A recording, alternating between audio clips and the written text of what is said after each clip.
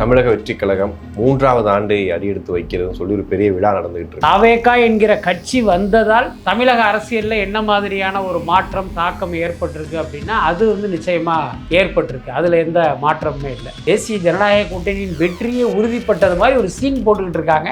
உண்மையில் பார்த்தீங்கன்னா தினகரனுக்கெல்லாம் அப்படியெல்லாம் செல்வாக்கே கிடையாது. இப்படிப்பட்ட லெட்டர்பேடு கட்சிகளோட கூட்டணி அமைப்பதற்கு பதில் விஜய் தனித்து நிற்பது சால சிறந்ததா நான் நினைக்கிறேன். ஏன்னா அதை அவர் ஒரு பாசிட்டிவாக பார்த்தார் அப்படின்னா நிச்சயமாக இந்த லெட்டர்பேடு கட்சிகள் எல்லாம் விஜய் கூட்டணிக்குள் வராமல் இருப்பது ரொம்ப நல்லது. அப்படிதான் நான் பார்க்குறேன்.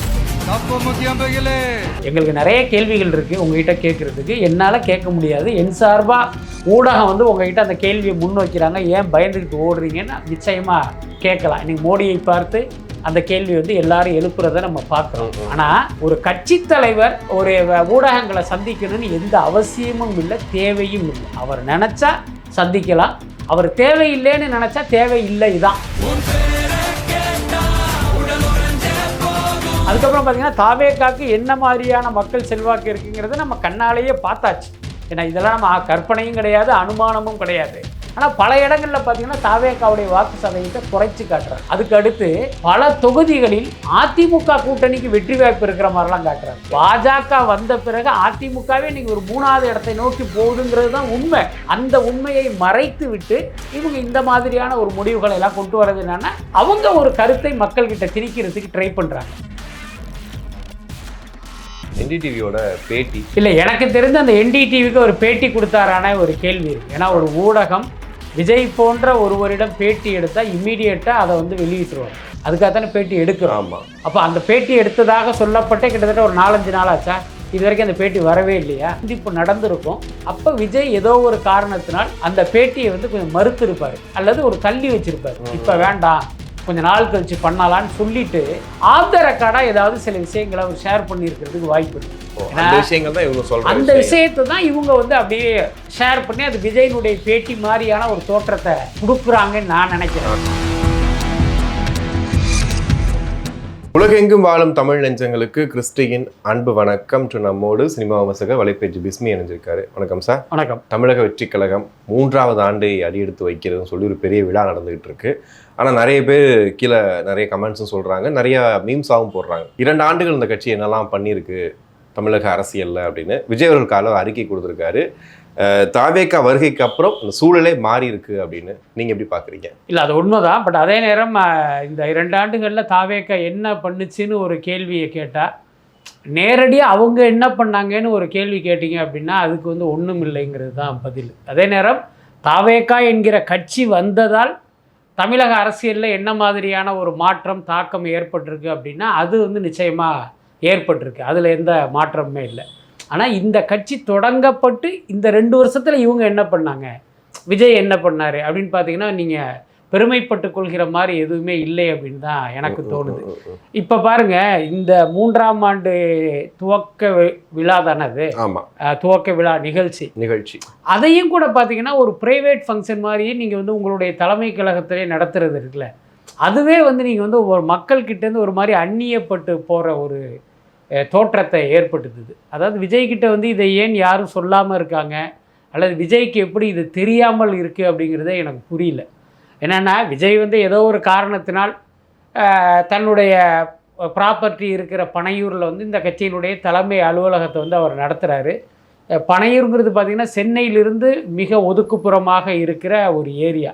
அங்கே என்ன நடந்தாலுமே சென்னை வாசிகள் யாருடைய கவனத்துக்குமே வராது. புரியுதா இல்லையா? எப்பயுமே ஒரு கட்சியினுடைய தலைமை கழகம்ங்கிறது பார்த்திங்கன்னா நகரின் மையப்பகுதியில் தான் இருக்கணும். அப்போ தான் அங்கே என்ன நடந்தாலும் அந்த பகுதியை கிராஸ் பண்ணுற மக்களுடைய கவனத்துக்கு போகும். இப்போ உதாரணத்துக்கு பார்த்திங்கன்னா தலைமை கழகத்துக்கு விஜய் வர்றார் அப்படின்னா அந்த தலைமை கழகத்தில் ஒரு பெரிய கூட்டம் கூடும். அப்போ அந்த வழியாக ஒருத்தன் போவான், அவன் தாவேக்கா காரணமே இருக்க மாட்டான். என்னப்பா கூட்டம், விஜய் வர்றாராம் அப்படிங்கும்போது அடடா தாவேக்கா ஆக்டிவாக இருக்கான்னு அவன் மைண்டில் உட்காரும். கண்டிப்பாக அறிவாலயம் என்ன, இப்போ அறிவாலயமாக இருக்கட்டும், அதிமுக தலைமை கழகமாக இருக்கட்டும், இங்கே பார்த்தீங்கன்னா என்ன நடந்தாலும் அங்கே ஒரு பெரிய கூட்டம் கூடும். என்ன, அதன் மூலமாக அந்த கட்சி ஒரு பெரிய அளவில் இயங்கிக்கிட்டு இருக்கிற மாதிரியான ஒரு தோற்றத்தை கொடுக்கும். ஆனால் இங்கே பாருங்கள், எது நடந்தாலும் மக்களுடைய கவனத்துக்கே வராது. அதுக்கடுத்து சரி உங்களுடைய தலைமை கழகத்தை நீங்கள் ஏதோ ஒரு உங்கள் வசதிக்காக அங்கே வச்சிருக்கீங்க அப்படின்னு எடுத்துக்கிட்டாலும் இவங்க நடத்துகிற விழாவெல்லாம் பார்த்தீங்கன்னா மகாபலிபுரத்தில். ஏன்னா அங்கே போய் ஒரு நட்சத்திர விடுதியில் விஜய்க்கு எந்த சிக்கலும் இல்லாமல் அவர் வந்து போகணுங்கிறதுனால அப்படி ஒரு இடத்த வந்து அவங்க தேர்ந்தெடுத்து பண்ணுறாங்க. அது மக்களுடைய கவனத்துக்கே வராது. புரியுதா இல்லையா? சோஷியல் மீடியாவில் அது செய்தியாகும், தொலைக்காட்சிகள் அது செய்தியாகும். ஆனால் இது ரெண்டையும் பார்க்காத மக்கள் எவ்வளோ பேர் இருக்காங்க? கண்டிப்பாக. புரியுதா இல்லையா? சோஷியல் மீடியாவில்னா ஒட்டுமொத்த மக்களுமா ஆக்டிவாக இருக்காங்க. அப்போ அவர்களுக்கெல்லாம் இந்த செய்தி வந்து போகவே போகாது. அதே இது நீங்கள் யோசிச்சு பாருங்கள். இப்போ நகரத்தின் மைய பகுதியில் இருக்கிற ஒரு திருமண மண்டபத்தில் இப்போ வழக்கமாக அதிமுக கூட்டம் கூட பார்த்திங்கன்னா இந்த மதுரை வாயிலில் ஒரு மண்டபத்தில் நடத்துவாங்க. ஸ்ரீவாரி ஏதோ சம்திங் பேர். அந்த மாதிரியான ஒரு இடத்துல இப்போ தாவேகாவுடைய ஆண்டு விழாவை நடத்துகிறாங்கன்னு வச்சுங்க. அப்போ என்னாங்கன்னா அந்த ஏரியாவே வந்து ஸ்தம்பிச்சு போகிற அளவுக்கு ஒரு விஷயம் நடக்கும். இந்த தொண்டர்கள் நிர்வாகிகள் திரண்டு வரும்போது அந்த ஏரியாவே வந்து மக்கள் இதில் வந்து அப்படி திணறும். அந்த கொடியெல்லாம் பார்த்துட்டு கொடியெல்லாம் பறக்கும் போது இப்போ அந்த அதை கிராஸ் பண்ணி போகிறவர்களுக்கு என்ன அடடா பயங்கரமாக இருக்கு போல இருக்கு, விஜய்க்கான ஆதரவு, அவருடைய செல்வாக்கு அப்படி இருக்கும் போல இருக்கே அப்படின்னா அது ஒரு பெரிய வைப்பை கிரியேட் பண்ணும். ஆனால் விஜய் பாருங்க இந்த ஆஸ்பெக்டில் யோசிக்கவே இல்லை. நம்ம வந்து போகணும், எந்த பிரச்சனையும் இல்லாமல் இருக்கணும் அப்படின்ட்டு அந்த அடிப்படையிலேயே அவர் எல்லாத்தையுமே நடத்திக்கிட்டு இருக்காரு. அது என்ன ஆகுன்னா காலப்போக்கில் இது வந்து ஒரு பிரைவேட் நிகழ்ச்சி, இதுக்கும் நமக்கு சம்மந்தம் இல்லை, இதுக்கும் மக்களுக்கும் சம்மந்தம் இல்லைங்கிற மாதிரியான ஒரு எண்ணத்தை ஏற்படுத்திடும். பட் இது வரைக்கும் ஓகே, இனிமேலாவது விஜய் வந்து இந்த டைப் ஆஃப் கொண்டாட்டத்தை வந்து அவர் கைவிடணும். அது வந்து அவருக்கும் நல்லது, கட்சிக்கும் நல்லதுன்னு நான் நினைக்கிறேன். ஓகே, இப்போ கடந்த ஒரு வார காலமாக விஜய் கூட்டணிக்கு வருவாரா வரமாட்டாரான்னு பேசிகிட்டு இருந்தாங்க. ஆனால் இப்போ விஜய் தனித்து தான் வரப்போகிறாருங்கிறது மேக்சிமம் வந்து கன்ஃபார்ம் ஆயிடுச்சு. ஆனால் 2 பெரிய கட்சிகள், ஏகப்பட்ட கட்சிகள் வந்து இருக்காங்க. அவங்க கூட்டணியும் பெரிய பலமாக போயிட்டுருக்கு. யாரும் விஜய் கூட வந்து சேரலை. அப்படி இருக்கும்போது தனிச்சு வர்றது ஒரு ஓவர் கான்ஃபிடென்ட்டாக தெரியலையா? அதாவது முதல்ல புரிஞ்சுங்க, திமுக கூட்டணியில் ஒன்றுக்கும் மேற்பட்ட கட்சிகள் இருப்பதாலேயே அதை வந்து பார்த்திங்கன்னா ஒரு பலமான கூட்டணி, அந்த கூட்டணியில் இருக்கிற கட்சிகள்லாம் பலமான கட்சிகள் அப்படின்னு நம்ம வந்து தவறாக நினைக்கக்கூடாது. மக்களை வேணால் இவங்க அப்படி ஏமாற்றுவாங்க. இப்போ நம்ம அதிமுக கூட்டணி எடுத்துக்குவோம். அதிமுகவுக்கு கணிசமான வாக்கு வங்கி இருந்தது, இருக்குமான்னு தெரியாது. ஏன்னா என்னைக்கு பாஜக விட்ட இந்த கட்சியை எடப்பாடி அடகு வச்சாரோ அப்போவே அதனுடைய ஓட் பேங்க் வந்து கணிசமாக சரிஞ்சிருக்குங்கிறது என்னுடைய யூகம். அது நம்ம 2026 தேர்தல் முடிவில் நம்ம பார்க்க போகிறோம். அதுக்கு முன்னால் சொல்லணும் அப்படின்னா கடந்த கால வாக்கு வங்கி வச்சு பார்க்கும்போது இந்த கட்சிக்கு ஒரு கணிசமான வாக்கு வங்கி இருக்குது. அதுக்கப்புறம் பாஜகவுக்கு பார்த்திங்கன்னா ஒவ்வொரு தேர்தல்கள்லேயும் அந்த வாக்கு வங்கி அதிகரித்தாலும் மக்கள்கிட்ட எந்த செல்வாக்குமே இல்லை. அது வந்து நம்ம வெளிப்படையான உண்மை. அதுக்கு அடுத்து பார்த்திங்கன்னா அமமுகங்கிற ஒரு கட்சி. அமமுகலாம் ஒரு லற்றுப்பாடு கட்சி தான். ஆனால் இந்த முக்குளத்தோர் சமூகத்து வாக்குகளை வாங்குவதற்காக அவரை பக்கத்தில் உட்கார வச்சுக்கிட்டு இவங்க ஏதோ அமமுக இணைந்தது அப்படின்ட்டு ஏதோ இந்த தேசிய ஜனநாயக கூட்டணியின் வெற்றியை உறுதிப்பட்டது மாதிரி ஒரு சீன் போட்டுக்கிட்டு இருக்காங்க. உண்மையில் பார்த்தீங்கன்னா தினகரனுக்கெல்லாம் அப்படியெல்லாம் செல்வாக்கே கிடையாது. அவருடைய சொந்த ஊரான மன்னார்குடியில் அவருக்கு செல்வாக்கு இல்லை. இதுதான் ரொம்ப ரொம்ப உண்மையான விஷயம். அதுக்கப்புறம் இருக்கிற மற்ற உதிரி கட்சிகளும் கூட பார்த்திங்கன்னா இதை விட ஒரு மோசமான வாக்கு வங்கி உள்ளது தான். அப்போ பாமகவை எடுத்துக்கிட்டிங்கன்னா அப்பாவும் பிள்ளையும் 2 அணியாக நிற்கிறாங்க. பாமகவுக்கு நார்மலாகவே மக்களிடம் செல்வாக்கு இல்லை, வன்னிய சமூகத்து மக்களிடம் உண்டு. அதுவே இன்றைக்கி ஸ்பிளிட் ஆகி கிடக்கு. அப்போ இவங்க என்டிஏ கூட்டணியில் பாமக இருப்பதால் அந்த அன்புமணி பிரிவுக்கு வந்து எவ்வளவு வாக்குகள் வந்துடும். ஸோ அதுவும் கம்மியாக தான் வரும். அதுக்கப்புறம் அந்த பச்சைமுத்துவுடைய ஐஜேகே அதுவெல்லாம் ஒரு லெட்டர்பேடு கட்சி தான். அதே நேரம் வந்து அவர் பணத்தை அள்ளி கொடுக்குற ஒரு புரவலருங்கிறதுனால அவரை அந்த கட்சிக்குள்ளார வச்சுருக்காங்க. அப்புறம் ஜான் பாண்டியன் கட்சியாக இருக்கட்டும், புரட்சி பாரதம், இது எல்லாமே இந்த லெட்டர்பேடு வகையறாக தான். அப்படியே இந்த பக்கம் வந்தீங்கன்னா திமுக கூட்டணிக்கு வந்தீங்க அப்படின்னா காங்கிரஸ் வந்து ஒரு பாரம்பரியமிக்க கட்சி தான். ஆனால் தமிழ்நாட்டில் இன்றைக்கி அந்த கட்சிக்கு பெரிய ஓட் பேங்க்லாம் இல்லை. அதே நேரம் அந்த லெட்டர்பேடு கட்சிலாம் நம்ம அசிங்கப்படுத்த முடியாது. விசிகாக்கே கணிசமான வாக்குகள் இருந்தாலும் பொதுமக்கள் விசிகாவுடைய வாக்கு வங்கிக்குள்ளே இன்னும் வரல. இன்னும் அந்த ஒடுக்கப்பட்ட சமூகத்து மக்கள் தான் பெரும்பாலானவர்கள் அவர்களுடைய வாக்கு வங்கிக்குள்ளே இருக்காங்க. அதுக்கப்புறம் பார்த்திங்கன்னா இடதுசாரிகள் வந்து உண்மையிலேயே தமிழ்நாட்டு அரசியலுக்கு மட்டுமல்ல இந்திய அரசியலுக்கும் வந்து ஒரு முதுகெலும்பாக இருக்க வேண்டியவர்கள்.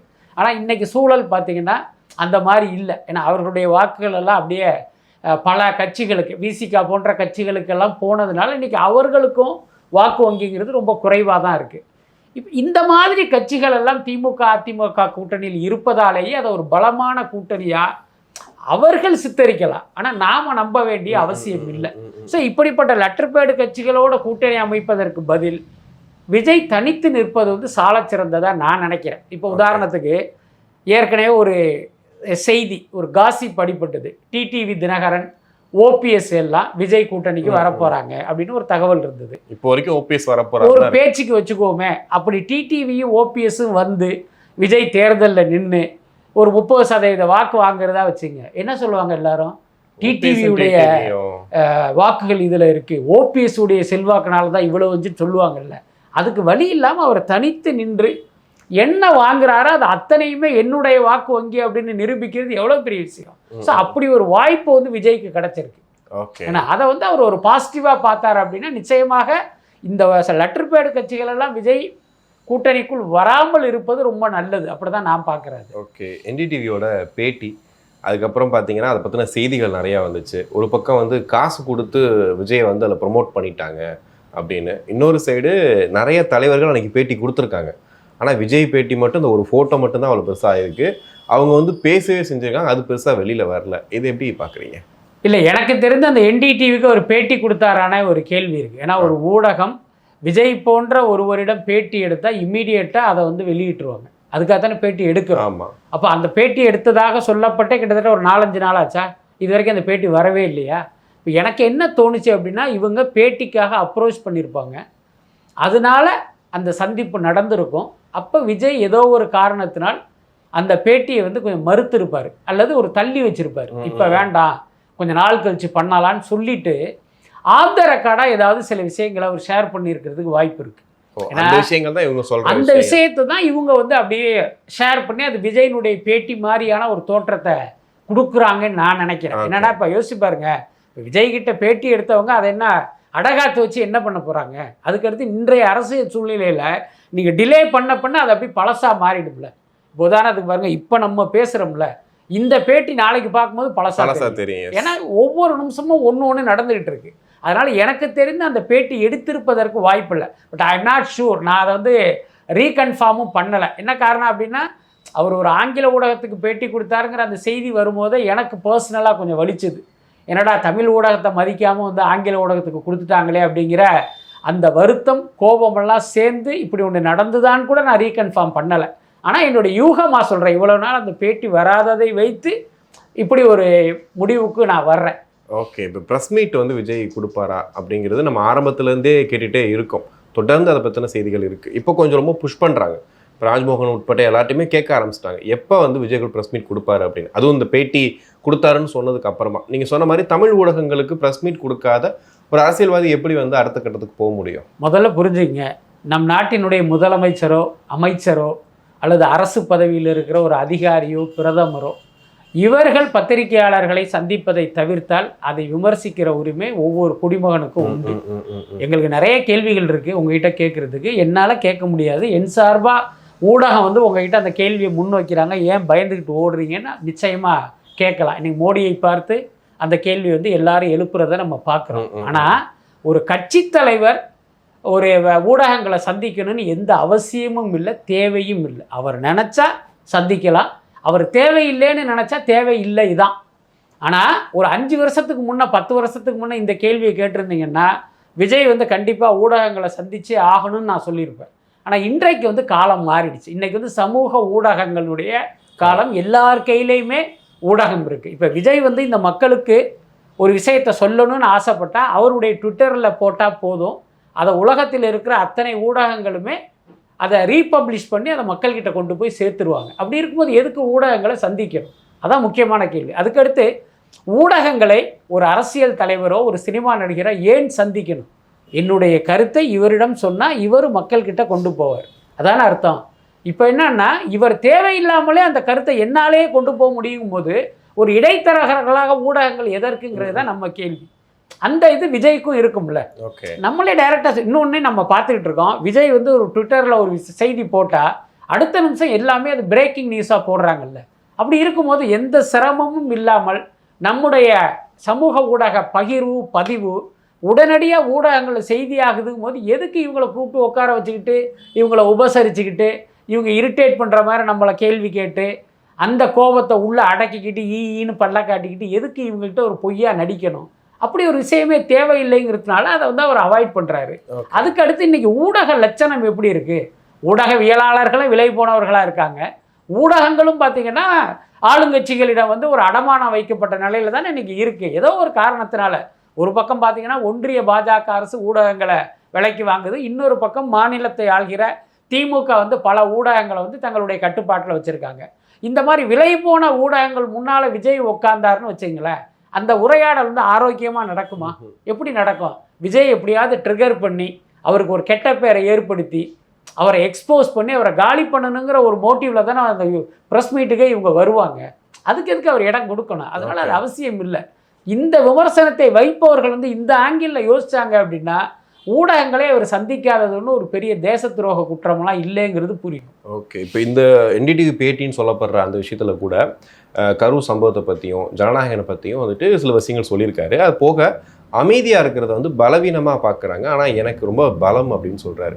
நீங்கள் ரொம்ப காலமாக விஜய் அவர்களை பக்கத்துலேருந்து பார்த்துட்ருக்கீங்க, விஜய் அமைதியை எப்படி பார்க்குறீங்க? இல்லை, விஜய் வந்து அமைதி என்பதை தாண்டி பார்த்தீங்கன்னா அவர் ஒரு மென்மையான கேரக்டர்.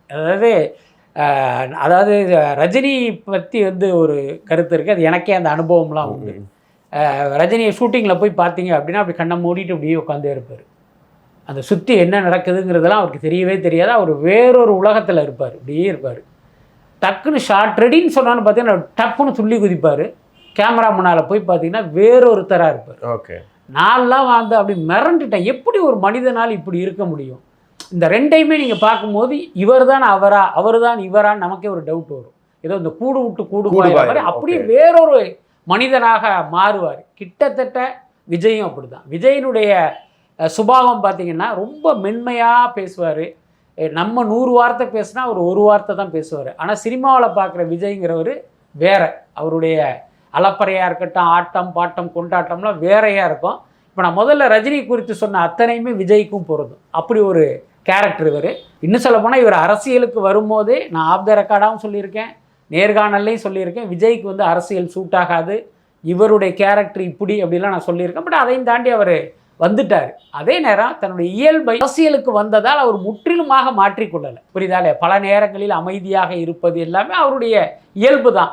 அரசியலுக்கு வந்ததுனால நம்ம இயல்பை மாற்றி இந்த இடத்துல நம்ம நடிக்கணும் அப்படின்னு அவருக்கு தோணலை. அதை வந்து நம்ம ஒரு வகையில் பார்த்தீங்கன்னா அது பாசிட்டிவ் தான். நீங்கள் சினிமாவில் நடிக்கலாம், நிஜத்தில் நடிக்காமல் இருக்காரு, அது வரைக்கும் ஓகே அப்படிங்கிறது ஒரு நல்ல விஷயந்தான், ஒரு நல்ல பாலிசி தான். பட் அதே நேரம் அரசியலில் இப்படியெல்லாம் இருக்கக்கூடாது.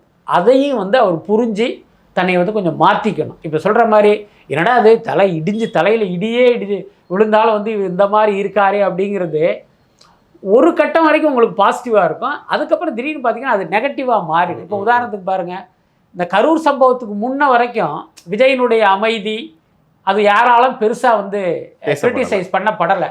ஆனால் கரூர் சம்பவத்துக்கு பிறகு ஒரு அமைதியாக இருந்தது பார்த்தீங்கன்னா அது வந்து ஒரு பெரிய விமர்சனத்துக்குரியதாக மாறிடுச்சு. அதனால் அந்த சிக்கல் இருக்குது, அதை அவர் கொஞ்சம் புரிஞ்சுக்கிட்டு மாற்றினா நல்லாயிருக்கும். ஓகே, கருத்து கணிப்புகள் பார்த்துருப்பீங்க, எல்லாமே அதிமுக இல்லை திமுக அப்படி தான் போயிட்டுருக்கு. அது எப்படி பார்க்குறீங்க அந்த கருத்து கணிப்புகளை? அதாவது இந்த தமிழ் ஊடகங்களுடைய கருத்து கணிப்பை பார்க்கும்போது அதுக்கு பின்னால் இருக்கிற அந்த உள்நோக்கத்தை நம்மளால் புரிஞ்சிக்க முடிஞ்சுது. எப்படின்னா இது இங்கேயும் பார்த்தீங்கன்னா அந்த சாதி மேலோங்கி நிற்கிறத தான் பார்த்தேன். இப்போ ஒரு தொலைக்காட்சி ஊடகம் ஒரு கருத்து கணிப்பு போடுது, நமக்கு தெரியும் நாம் தமிழர் கட்சி இந்த தர பார்த்திங்கன்னா மிக மோசமான சரிவையும் தோல்வியையும் சந்திக்க போகுது. அவங்களுக்கு 2% வாக்கு சதவீதம் வந்தாலே அதிகம்தான். ஆனால் நீங்கள் பல இடங்களில் பார்த்தீங்கன்னா இப்போ விஜய்க்கு வந்து ஒரு 11% மாதிரி இவங்களும் வந்து ஒரு நெக் டு நெக் வந்து இதையும் எடுத்துகிட்டு வர்றாங்க. என்னென்னா இவருடைய சாதியை சேர்ந்த ஒருத்தர் தான் அந்த தொலைக்காட்சியினுடைய உரிமையாளர். அப்போ இங்கே வந்து சாதி வந்து ரோல் பண்ணுது, புரியுதா இல்லையா? அதுக்கப்புறம் பார்த்தீங்கன்னா தாவேக்காக்கு என்ன மாதிரியான மக்கள் செல்வாக்கு இருக்குங்கிறத நம்ம கண்ணாலேயே பார்த்தாச்சு. ஏன்னா இதெல்லாம் நம்ம கற்பனையும் கிடையாது, அனுமானமும் கிடையாது. ஆனால் பல இடங்களில் பார்த்தீங்கன்னா தாவேக்காவுடைய வாக்கு சதவீதத்தை குறைச்சி காட்டுறாங்க. அதுக்கு அடுத்து பல தொகுதிகளில் அதிமுக கூட்டணிக்கு வெற்றி வாய்ப்பு இருக்கிற மாதிரிலாம் காட்டுறாங்க. பாஜக வந்த பிறகு அதிமுகவே இன்னைக்கு ஒரு 3வது இடத்தை நோக்கி போகுதுங்கிறது தான் உண்மை. அந்த உண்மையை மறைத்து விட்டு இவங்க இந்த மாதிரியான ஒரு முடிவுகளை எல்லாம் கொண்டு வர்றது என்னன்னா அவங்க ஒரு கருத்தை மக்கள்கிட்ட திணிக்கிறதுக்கு ட்ரை பண்ணுறாங்க. அதுக்கடுத்து பார்த்தீங்கன்னா இப்போ ரங்கராஜ் பாண்டே அவர் வந்து ஒரு மூத்த பத்திரிகையாளராக இருந்தாலும் அவர் வந்து ஒரு வலதுசாரி சார்புடையவங்கிறது எல்லாருக்குமே தெரியும். அவர் இன்னைக்கு எப்படி ஒரு பிரச்சாரத்தை முன்வைக்கிறார் அப்படின்னா, விஜய் இந்த தேர்தலில் போட்டியிடாமல் ஒதுங்கி நின்னா அவருக்கு கௌரவம் எப்படி?